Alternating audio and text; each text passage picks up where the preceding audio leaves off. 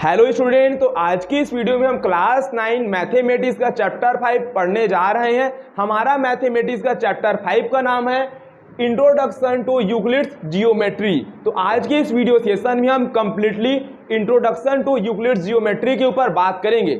Student, आखिर geometry शब्द है, जियोमेट्री वर्ड है, इसका मीनिंग होता क्या है? आखिर जियोमेट्री का ओरिजिन कहाँ से हुआ और क्यों हुआ, चलिए जानते हैं। स्टूडेंट, जो हमारे पास जियोमेट्री है, तो जियोमेट्री हमारे पास दो वर्ड से मिल के बना है, एक जियो और दूसरा मेट्री। स्टूडेंट, जियो का मतलब होता है अर्थ, यानी कि हमारा लैंड, ग्राउंड, भूमि। मेट्री का मतलब होता है मेजरमेंट करना, यानी कि ओवरऑल जियोमेट्री की बात की जाए तो जियोमेट्री का जो ओरिजिन है अर्थ को मेजरमेंट करने से है। हमारे जो पुराने मैथमेटिशियन जो थे ना, अर्थ को मेजरमेंट करते थे, यानी कि अर्थ को मेजरमेंट करने से ही जियोमेट्री का ओरिजिन हुआ है, ऐसा आप बोल सकती हैं। उसके बाद धीरे धीरे मैथमेटिशियन ने इन पर रिसर्च करते गए और जियोमेट्री हमारा आगे बढ़ता गया। तो बेसिकली कोई भी यदि आपसे सवाल पूछेगा कि जियोमेट्री का ओरिजिन कहाँ से हुआ, तो सिंपली जवाब देना, जियोमेट्री का जो ओरिजिन हुआ ये हमारे लैंड को यानी कि अर्थ को मेजरमेंट करने से हुआ है। ओके, उम्मीद करता हूँ जियोमेट्री का मीनिंग आप समझ गए होंगे। देखिए स्टूडेंट, अब हमारा जो क्लास 9 का चैप्टर 5 है इंट्रोडक्शन टू यूक्लिड्स जियोमेट्री, तो इस सेशन में सिर्फ हम इंट्रोडक्शन कवर करेंगे यूक्लिड जियोमेट्री का। पता है यूक्लिड कौन है? यूक्लिड ने एक मैथमेटिशियन है, फादर ऑफ मैथमेटिशियन, यानी कि जियोमेट्री के जो फादर है ना, वो कौन है? यूक्लिड है। कौन है? यूक्लिड। ओके, तो आज की इस वीडियो सेशन में यानी कि हमारा जो चैप्टर है इसमें सबसे इंपॉर्टेंट टर्म है स्टूडेंट एक्सियोम्स, सेकंड है हमारे पास पोस्टुलेट, थर्ड है हमारे पास थ्योरम और फोर्थ है हमारे पास कोरोलरी। यानी कि ये चारों टर्म्स यदि आप हम समझ गए ना, तो आगे का पार्ट हमारे लिए बेहद ही आसान होने वाला है। चलिए स्टूडेंट, हम जानते हैं कि आखिर ये स्टेटमेंट होता क्या है। अगर स्टूडेंट हमें वाकई में यार एक्सियोम्स को, पोस्टुलेट को, थ्योरम को और कोरोलरी को यदि हमको सच में अंडरस्टैंड करना है, समझना है, तो हमको ये समझना पड़ेगा कि आखिर ये एक्चुअल में स्टेटमेंट होते हैं तो होते क्या हैं। चलिए जानते हैं। तो स्टूडेंट, जो हमारे पास जो स्टेटमेंट होती हैं, एक प्रकार का ना ये सेंटेंस होता है। स्टेटमेंट हमारा सेंटेंस होता है और ऐसा सेंटेंस है जो हमें ये जज करने में मदद करता है कि वो सेंटेंस या तो हमारा ट्रू होगा यानी कि सही होगा, या तो वो सेंटेंस हमारा क्या होगा? फॉल्स होगा, यानी कि वो गलत होगा। तो सिंपली स्टूडेंट स्टेटमेंट हम बोलेंगे तो बोलेंगे कैसा? ऐसा सेंटेंस जो या तो ट्रू होगा या तो वो फॉल्स होगा, वो हमारे पास क्या होंगे? स्टेटमेंट। स्टेटमेंट के थ्रू हम ये जज करने में हमें आसानी होती है कि कोई सेंटेंस ट्रू है या फॉल्स। समझ पाए? यदि तुम्हें कोई सेंटेंस पूरी तरह से ट्रू लग रहा है तो उसे हम स्टेटमेंट बोल सकती हैं। यदि कोई सेंटेंस फॉल्स है, फॉल्स यानी कि वो गलत है, तो वो भी हमारे पास क्या है? स्टेटमेंट होंगे। ओके, अब यदि कोई सेंटेंस ऐसा है जो कभी ट्रू की बात कर रहा है और कभी वो फॉल्स की बात कर रहा है, यानी कि पूरी वो ट्रू की बात भी नहीं कर रहा है और पूरी वो फॉल्स की बात भी नहीं कर रहा है, तो ऐसा सेंटेंस हम स्टेटमेंट नहीं बोलेंगे। ये सिर्फ सेंटेंस का सेंटेंस ही होगा। ओके, ठीक है, आगे बढ़ते हैं। एग्जाम्पल के थ्रू आपको मैं बताऊं तो देखिए, the sum of angles of triangle is 180 degree. Student, अब हम सब जानते हैं कि जो हमारे पास ट्रायंगल होता है, तो ट्रायंगल का यदि हम तीनों एंगल का सम करें हमें कितना मिलेगा स्टूडेंट? 180 डिग्री। अब तुम ये बात बताओ, क्या ये वाकई में सही है या वाकई में ये पूरी रॉन्ग है? हमारा जवाब क्या आएगा? वाकई में जो ट्रायंगल होता है ना, इसके ऑल एंगल का सम कितना होता है? 180। तो ये स्टेटमेंट हमारा क्या है? ट्रू है, यानी कि ये सेंटेंस क्या हमारे पास ट्रू है। तो अब हम इसको क्या बोल सकते हैं? एक स्टेटमेंट बोलना सही रहेगा कि नहीं रहेगा? बोलो यस और नो। स्टेटमेंट बोलना सही रहेगा? यस, सही रहेगा। ठीक है, सेकंड एग्जांपल की बात करें, यहां पर देखिए, the sum of the angles of a quadrilateral is 180, यानी कि जो हमारे पास क्वाड्रिलेटरल है, क्वाड्रिलेटरल कि एंगल का हम क्या करेंगे, सम करेंगे और 180 के इक्वल होगा, ऐसा एक सेंटेंस है। अब बताओ क्या ये ट्रू है या फॉल्स है? क्या है स्टूडेंट? एक क्वाड्रिलेटरल क्या ऑल एंगल का सम 180 होता है? रॉन्ग, यस और नो? फॉल्स है कि ट्रू है? फॉल्स है, क्योंकि एक जो क्वाड्रिलेटरल होता है उसकी ऑल एंगल का सम कितना होता है? 360 डिग्री। तो ये सेंटेंस हमारा क्या है? फॉल्स है। तो क्या इसे हम एक स्टेटमेंट बोलेंगे? यस बोलेंगे। क्यों? क्योंकि स्टेटमेंट दो जवाब देगा, या तो वो पूरा ट्रू बोलेगा या तो वो पूरा फॉल्स बोलेगा। तो ये हमारा स्टेटमेंट है, लेकिन कैसा स्टेटमेंट? फॉल्स वाली स्टेटमेंट। ठीक है, एक थर्ड एग्जांपल यहां पर देखिए, x + 5 इज ग्रेटर देन 10। जिधर मुंह बड़ी होती है वो वैल्यू हमारी बड़ी होती है। यहाँ पर स्टूडेंट x + 5 की जो भी वैल्यू होगी ये 10 से ग्रेटर होगी, यानी कि 10 से बड़ा होगा। अब बात करते हैं क्या वाकई में ये स्टेटमेंट है या सिर्फ ये सेंटेंस है। चलिए बात करते हैं। आई होप समझ में आया होगा। ऊपर का सारा चीज स्क्रीनशॉट ले सकते हैं, मैं पूरा डिटेल्स यहाँ पर रफ कर रहा हूँ। तो इस एग्जाम्पल की ओर बात करेंगे हम। x + 5 इज ग्रेटर देन 10, सिर्फ हमें इतना दिया है। अब आप मुझे ये बताओ क्या ये हमारा ट्रू स्टेटमेंट है या फॉल्स स्टेटमेंट है, या ये स्टेटमेंट हमारा बनेगा भी या सेंटेंस में ही तब्दील रहेगा? क्या जवाब है तुम लोग का? देखिए यहाँ पर हमें कोई कंडीशन, कोई रिस्ट्रिक्शन दिया है क्या? नहीं। चलिए अगर मैं स्टूडेंट x की वैल्यू मैं 1 पुट अप करता हूँ, क्या पुट अप कर दूंगा? 1। ठीक है, तो हम क्या करेंगे? 1 + 5 इज ग्रेटर देन 10। ये क्या मिलेगा? 6 इज ग्रेटर देन 10। अब मुझे बताओ क्या वाकई में 6 10 से बड़ी होती है क्या? नहीं। ये तो हमारा क्या हो गया? गलत हो गया। क्वेश्चन तो बोला था कि 10 से बड़ी होनी चाहिए x + 5 की वैल्यू, लेकिन ऐसा हुआ क्या? नहीं। चलिए मैं x की जगह अगर मैं 2 भी रख दूंगा तो क्या 2 + 5 क्या मिलेगा? 7 इज ग्रेटर देन 10। 7 10 से बड़ी है क्या? नहीं। लेकिन क्वेश्चन बोल रहा है कि 10 से बड़ी होनी चाहिए, लेकिन क्वेश्चन हमसे एक चीज छुपा रहा है। वो ये छुपा रहा है कि x की वैल्यू वो नहीं बताई है कि तुम इतना ही रखोगे। कितना रखोगे? इतना ही रखोगे। क्वेश्चन मुझे सिर्फ इतना ही दिया था कि x + 5 की वैल्यू होगी वो 10 से बड़ी होगी, लेकिन x से जगह मुझे क्या चीज रखना है और क्या नहीं, ये क्वेश्चन हमें बताया है क्या? नहीं।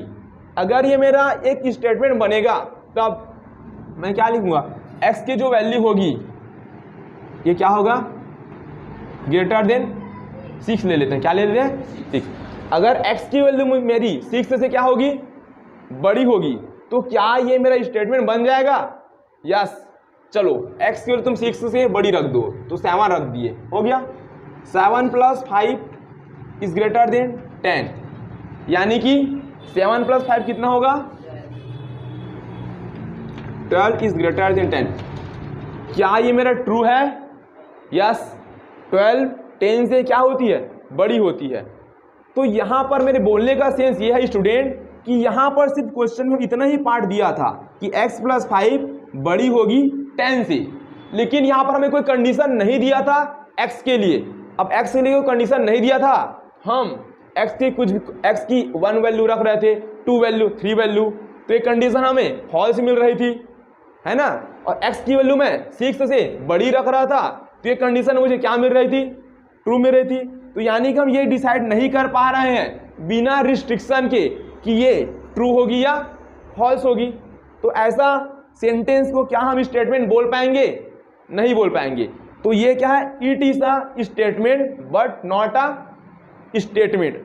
हाँ, लेकिन यदि क्वेश्चन हमें पहले से बोल देता x + 5 की जो वैल्यू है ये 10 से बड़ी है, लेकिन जो हमारा x होगा ये ग्रेटर देन होगा 6 से, अगर ऐसा क्वेश्चन रहता तो क्या ये हमारा स्टेटमेंट होता? यस, स्टेटमेंट होता। क्योंकि x की वैल्यू मैं 6 से यहाँ बड़ी रखूंगा तो सारी वैल्यू इधर वाली 10 से मुझे बड़ी मिलेगी, यानी कि ये ट्रू स्टेटमेंट होगा कि नहीं होगा? होगा। लेकिन ये रिस्ट्रिक्शन अभी मुझे क्वेश्चन ने फिलहाल नहीं दिया है, तो ये हमारा सिर्फ क्या होगा? सेंटेंस, स्टेटमेंट नहीं होगा। आई होप स्टूडेंट आप सेंटेंस में और स्टेटमेंट में आपका कंफ्यूजन वाकई में दूर हो गया होगा। चलिए हम वीडियो में आगे बढ़ते हैं और बारीकी से समझते हैं कि एक्सियोम, पोस्टुलेट, थ्योरम ये होते क्या है और इनमें आपस में इंटर रिलेशन क्या है। देखो स्टूडेंट, अब हम बात करते हैं एक्सियोम्स एंड पोस्टुलेट आखिर होते क्या हैं। ठीक है, जो हमारे पास एक्सियोम्स होते हैं और पोस्टुलेट होते हैं ये लगभग भाई भाई होते हैं, दोनों में ज़्यादा डिफरेंस नहीं है। डिफरेंस सिर्फ इस बात की है कि जो हमारे पास पोस्टुलेट्स होते हैं, क्या होते हैं पोस्टुलेट्स, तो पोस्टुलेट्स हम जियोमेट्री में यूज़ करते हैं। कहाँ पर? जियोमेट्री में पोस्टुलेट बोलेंगे। और जियोमेट्री से तुम बाहर दुनिया में जाओगे, जियोमेट्री को छोड़ के तुम मैथ्स के बाहरी ब्रांचेस में जाओगे तो तुम वहाँ पर पोस्टुलेट्स ना बोल के क्या बोलोगे? एक्सियोम्स बोलोगे। ठीक, अगर तुम मैथ्स में जियोमेट्री ब्रांच की बात करोगे तो उस टाइम तुम पोस्टुलेट वर्ड का इस्तेमाल कर सकते हो। अगर तुम जियोमेट्री से बाहर गए, मैथ्स के कोई अलग ब्रांच में, जियोमेट्री से अलग दुनिया में, तब तुम किस वर्ड का यूज करोगे? एक्सियोम्स का। ओके, अब हम उस मोड में आ चुके हैं जहां पर पोस्टुलेट्स और एक्सियोम्स होते क्या है इसको समझना जरूरी है। किस चीज को हम बोलेंगे पोस्टुलेट और एक्सियोम। देखो दोनों सेम होते हैं, पोस्टुलेट्स और एक्सियोम्स दोनों के आपस में भाई भाई, बस बोलने का सेंस जब जियोमेट्री की बात करेंगे तब पोस्टुलेट्स बोलेंगे और जब जियोमेट्री से हम बाहरी दुनिया की बात करेंगे यानी कि मैथ्स के जियोमेट्री ब्रांचेस को छोड़ के तुम मैथ्स के किसी दूसरे ब्रांचेस की बात करोगे तो वहां पर तुम पोस्टुलेट्स वर्ड इस्तेमाल ना करके एक्सियोम्स वर्ड का इस्तेमाल करना होगा। ठीक है, दोनों एक ही है, दोनों का डेफिनेशन भी सेम ही रहेगा कि नहीं, बोलो यस और नो। ठीक, देखो मैं लिखा हूँ self evident true statements used through out. चले यार डेफिनेशन से हट के हम बात कर लेते हैं नॉर्मली। एक बात बता रहा हूँ, देखिए जो हमारे पास एक्सियोम्स और पोस्टुलेट होते हैं ये हमारे ट्रू स्टेटमेंट होते हैं। क्या होते हैं? जो हमारे पास ट्रू स्टेटमेंट होगा वही क्या होगा? Axiom and postulate. और याद रखो जब जब हम पोस्टुलेट की बात करेंगे और एक्सियोम्स की बात करेंगे तो इन्हें ना प्रूफ की कोई भी आवश्यकता नहीं होगी। यानी कि यदि हमारे पास कोई पोस्टुलेट्स है, कोई एक्सियोम्स है, तो हम क्या बोलेंगे? उसको ट्रू बोलेंगे। क्या बोलेंगे? ट्रू है, और उसको प्रूफ करके दिखाने की आवश्यकता नहीं है। समझ पाए? जो हमारे पोस्टुलेट होंगे और एक्सियोम्स होंगे ये अपने आप में क्या होंगे? ट्रू होंगे। क्या होंगे? ट्रू।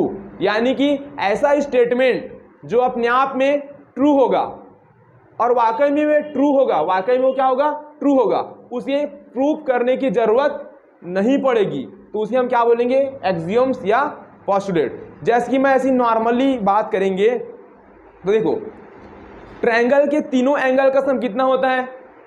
180। यस और no? Yes, it is a true statement. अब क्या इसे वाकई मुझे प्रूफ करने की नीड पड़ेगी? ये तो सब लगभग जानते ही ना, है ना, तो वाकई में प्रूफ करने की नीड मुझे नहीं पड़ेगी। तो क्या बोलेंगे इसको? एक्सियोम या पोस्टुलेट। सिंपल सा मीनिंग है, एक्सियोम और पोस्टुलेट जो होंगे, जितने भी हमारे पास ट्रू स्टेटमेंट होंगे, जितने भी ट्रू स्टेटमेंट होंगे और उन्हें प्रूफ करने की कोई भी आवश्यकता नहीं होगी, वो हमेशा अपने आप में क्या होंगे? ट्रू होंगे, तो उसे हम बोलेंगे एक्सियोम एंड पोस्टुलेट्स। डेफिनेशन भी वही चीज लिखी है, self evident true statement. True statement होगा वही मेरा एक्सियोम और पोस्टुलेट बनेगा। लेकिन एक्सियोम का यूज हम कहां पर करेंगे? जियोमेट्री से बाहर। यहां पर डेफिनेशन में लिखे भी हैं, सेल्फ एविडेंट ट्रू स्टेटमेंट, जो भी स्टेटमेंट ट्रू होगा वो एक्सियोम और पोस्टुलेट होगा। ठीक, used throughout mathematics and not specify linked to geometry. जो हमारे पास एक्सियोम्स होंगे ये जियोमेट्री से इसका लेना देना नहीं होगा, लेकिन जो हमारे पास पोस्टुलेट होंगे इससे जियोमेट्री से लेना देना होगा। लेकिन नाउअडे आजकल मैथमेटिशियन ये मान के चलते हैं कि एक्सियोम और पोस्टुलेट में ज़्यादा डिफरेंस नहीं है, यानी कि दोनों को मैथमेटिशियन क्या बोलती हैं? भाई भाई। क्या बोलेंगे? भाई भाई, डिस्टिंग्विश, दोनों में कोई ज़्यादा डिफरेंस नहीं है। क्लियर है? चलिए ओवरऑल बता रहा हूँ, एक्सियोम्स और पोस्टुलेट जो होते हैं ये हमारे पास ट्रू स्टेटमेंट होते हैं और इन्हें प्रूफ की कोई भी आवश्यकता नहीं पड़ती, वो हमेशा बिना बोले ट्रू होगा। यदि तुमको कोई बोल रहा है ये पॉस्टुलेट है, क्या बोल दिया, ये चीज पॉस्टुलेट है, तो हमारे माइंड में ये आना चाहिए ये अपने आप में ट्रू है, क्या है, ये ट्रू स्टेटमेंट है, इन्हें प्रूफ करने की कोई आवश्यकता नहीं पड़ेगी, वो ट्रू है यानी कि है। समझ पाए, ऐसा स्टेटमेंट जो ट्रू है और उन्हें प्रूफ करके दिखाने की कोई आवश्यकता नहीं पड़ेगी तो हमारा एक्सियोम या पॉस्टुलेट होगा। क्लियर है, ठीक है। चलिए हम नेक्स्ट लेक्चर की ओर आगे बढ़ते हैं जिसका नाम है हमारा थ्योरम। इन्हीं दोनों के हेल्प से हम थ्योरम को डिफाइन करेंगे। तो फाइनली स्टूडेंट अब हम उस मोड में पहुंच चुके हैं जहां पर हम थ्योरम को डिफाइन करेंगे कि एक्चुअल में थ्योरम होता है तो होता क्या है, चले जानते हैं। तो स्टूडेंट जो थ्योरम होते हैं ये हमारे पास एक स्टेटमेंट होता है और इस स्टेटमेंट को हमें प्रूव करने का नीड होती है। समझ पा रहे हो क्या बोल रहा हूं, थ्योरम एक स्टेटमेंट ही है लेकिन उस स्टेटमेंट को हमें क्या करना पड़ेगा, प्रूव करना पड़ेगा। अब किसी भी थ्योरम को जब हम प्रूव करेंगे तो किसी ना किसी का हमको हेल्प लेना पड़ता है। तो जब भी हम थ्योरम को प्रूव करेंगे तो हमें हेल्प लेना पड़ेगा किसका, एक्सियोम एंड पॉस्टुलेट का। क्यों, क्योंकि एक्सियोम और जो पॉस्टुलेट होते हैं ये अपने आप में पहले से ट्रू होते हैं। एक्सियोम और पॉस्टुलेट को प्रूव करने की कोई नीड नहीं होती, वो अपने आप में ट्रू होते हैं। तो उन ट्रू वैल्यू को यानी कि ट्रू एक्सियोम और पॉस्टुलेट को हम लेंगे और अपने थ्योरम को इनके हेल्प से क्या करेंगे, प्रूव करेंगे। तो सिंपल सा थ्योरम का मीनिंग ये हुआ कि थ्योरम हमारे पास ऐसे स्टेटमेंट होते हैं कि उसे हमें प्रूव करने की नीड होती है और जब हम किसी थ्योरम को प्रूव करने जाएंगे तो किसी न किसी ऐसा वैल्यू को हम लेके जाएंगे जो वाकई में अपने आप में ट्रू हो और हमारे पास वो वैल्यू होती है पॉस्टुलेट एंड एक्सियोम्स। ठीक है, एक एग्जांपल लिखा हूं, the sum of the angles of a triangle is 180। एक त्रिभुज होता है, एक ट्रायंगल होता है जिसके तीनों एंगल का सम 180 डिग्री होता है। ये हमारे पास एक थ्योरम है, क्या है, एक थ्योरम। स्टेटमेंट बोल दो या क्या बोल दो, थ्योरम बोल दो। अब इस स्टेटमेंट को मैं क्या करूंगा, प्रूफ करूंगा, लेकिन प्रूफ करने के लिए मुझे किसकी जरूरत पड़ेगी, पॉस्टुलेट और एक्सियोम्स का। इसका यूज करूंगा और इस स्टेटमेंट को मैं प्रूफ करके दिखा दूंगा, फिर वाकई में ये मेरे क्या बोलने लायक हो जाएगा, थ्योरम। ठीक, समझ पाए। तो थ्योरम सिंपल शब्दों में समझना चाहते हो तो एक ऐसा स्टेटमेंट जिसे हम प्रूफ करेंगे with the help of postulate and axioms, फिर उस स्टेटमेंट को हम क्या बोलने के लायक हो जाएंगे, थ्योरम। यहां पर एग्जांपल समझ रहे हो आप कि एक हमारे पास ट्रायंगल है, उनके तीनों एंगल का सम 180 डिग्री है। ठीक है, ये मान लेते एक स्टेटमेंट है, क्या है, स्टेटमेंट, यानी कि ये ट्रू भी हो सकती है और ये फॉल्स भी हो सकती है। स्टेटमेंट दो तरीके को, या तो वो ट्रू होंगे या तो फॉल्स। ठीक है, अब इस स्टेटमेंट को मुझे प्रूव करना है कि वाकई में ये फॉल्स है या ट्रू है, तब मैं किसका हेल्प लूंगा, जो पहले से अपने आप में ट्रू है उसका हेल्प लूंगा। जैसे कि पॉस्टुलेट और एक्सियोम्स दोनों ऐसे हैं जो पहले से अपने आप में ट्रू है, उनका हेल्प लूंगा और इस स्टेटमेंट को मैं प्रूव करके दिखा दूंगा। तब वाकई में ये जो स्टेटमेंट लिखे हैं इसे हम क्या बोल लेंगे, थ्योरम बोलेंगे। क्या बोलेंगे, थ्योरम। समझ पाए, ठीक। अब यहां पर लिखा हूं मैं, थ्योरम से दूसरे थ्योरम को प्रूव कर सकते हैं। अब समझो इस बात को, हमने एक थ्योरम प्रूव कर दिया, मान लेते हैं the sum of the angles of a triangle is 180 degree, इसको मैं पॉस्टुलेट के हेल्प से प्रूव कर दिया तो ये मेरा थ्योरम बन गया। ठीक, अब मेरे पास एक ऐसा स्टेटमेंट और आया है जिसको मुझे प्रूव करना है, क्या करना है, प्रूफ। लेकिन अब उस स्टेटमेंट को मैं पॉस्टुलेट के हेल्प से प्रूफ नहीं करूंगा, मैं अब जो थ्योरम पहले मैं प्रूफ कर चुका हूं इसी थ्योरम के बेस में मैं अगले स्टेटमेंट को क्या करके दिखाऊंगा, प्रूफ। समझ पा रहे हो, तो मेरा अलग थ्योरम होगा। यानी कि एक थ्योरम का हेल्प लेके आप दूसरे थ्योरम को भी क्या कर सकते हो, प्रूफ कर सकते हो। समझ पाए इस बात को, ठीक है। एक थ्योरम का हेल्प लेके हम दूसरे थ्योरम को प्रूफ कर सकते हैं, क्योंकि थ्योरम को जब आप प्रूफ करने के लिए जाओगे ना तो आपको किसकी नीड पड़ती है, पॉस्टुलेट की और एक्सियोम्स की। ठीक है, लेकिन मैं एक थ्योरम जो पहले से प्रूफ हो चुका है, यानी कि इसमें पॉस्टुलेट इंक्लूड है कि नहीं है। अब अगला थ्योरम प्रूफ करने जाऊंगा तो इसके लिए मुझे पॉस्टुलेट का नीड लेना पड़ेगा, तो पॉस्टुलेट का नीड भी ले सकता हूँ, और जो पहले से थ्योरम प्रूफ है इसका हेल्प भी ले सकता हूँ, क्योंकि ये थ्योरम प्रूफ है यानी कि ये पॉस्टुलेट से तो प्रूफ हुआ है। तो क्या इस थ्योरम की हेल्प से ये सेकंड वाला स्टेटमेंट है जो मेरा थ्योरम बनने जा रहा है, इसको क्या मैं प्रूफ कर सकता हूँ पहले वाले थ्योरम से? यस, कर सकती हैं। समझ पाए? ठीक। अब कोरोलरी होता क्या है, देखिए कोरोलरी का मतलब जब हम ना स्टेटमेंट को प्रूव कर देंगे, स्टेटमेंट को प्रूव कर देंगे with the help of theorem. तो जब हम किसी भी थ्योरम की हेल्प से स्टेटमेंट को प्रूव करते हैं ना, तो इस चीज को क्या बोलेंगे हम? कोरोलरी। क्या बोलेंगे? कोरोलरी। क्या बोल रहे, समझ पा रहे हो? थ्योरम की हेल्प से हम किसे प्रूव करना चाह रहे हैं? स्टेटमेंट को। थ्योरम की हेल्प से स्टेटमेंट को, तो क्या होगा हमारा? कोरोलरी। समझो, अब ओवरऑल बता रहा हूं। सेंटेंस से क्या जनरेट हुआ? स्टेटमेंट। अब स्टेटमेंट या तो ट्रू होता है या तो फॉल्स होता है, ठीक। अब स्टेटमेंट से ही हमारे पास एक्सियम और पोस्टुलेट का कॉन्सेप्ट आया। एक्सियम और पोस्टुलेट उस चीज को कहेंगे जो वाकई में ट्रू होगा और उन्हें कोई भी प्रूव करने की नीड नहीं होगी। यानी कि पोस्टुलेट और एक्सियम ऐसा स्टेटमेंट होंगे जो वाकई में अपने आप में ट्रू होंगे और इन्हें कोई रिक्वायर नहीं होगा प्रूव करने का, ठीक है। फिर आते हैं हम किसमें? थ्योरम में। किसमें आएंगे हम? थ्योरम। स्टेटमेंट से जो हमारा अदर वर्ड है क्या हमारे पास? थ्योरम। थ्योरम एक प्रकार का स्टेटमेंट ही है, लेकिन यहां पर इस स्टेटमेंट को हमें प्रूव करने की जरूरत पड़ती है। किसके हेल्प से? एक्सियम एंड पोस्टुलेट से। वो चीज हमारा क्या बन जाएगा? थ्योरम, ठीक। अब किसी भी स्टेटमेंट को प्रूव करना है किसके हेल्प से? थ्योरम के हेल्प से। उस चीज को हम क्या बोलेंगे? कोरोलरी। तो आई होप स्टूडेंट आज का वीडियो सेशन आपको समझ में आया होगा, और नेक्स्ट वीडियो सेशन में हम ये सीखेंगे कि वाकई में हमारे चैप्टर नंबर 5 में कितने पोस्टुलेट होते हैं और कितने एक्सियम्स होती हैं। पूरा डिटेल से हम नेक्स्ट वीडियो में समझेंगे। तो आज के लिए इतना ही, मिलते हैं अगली वीडियो में।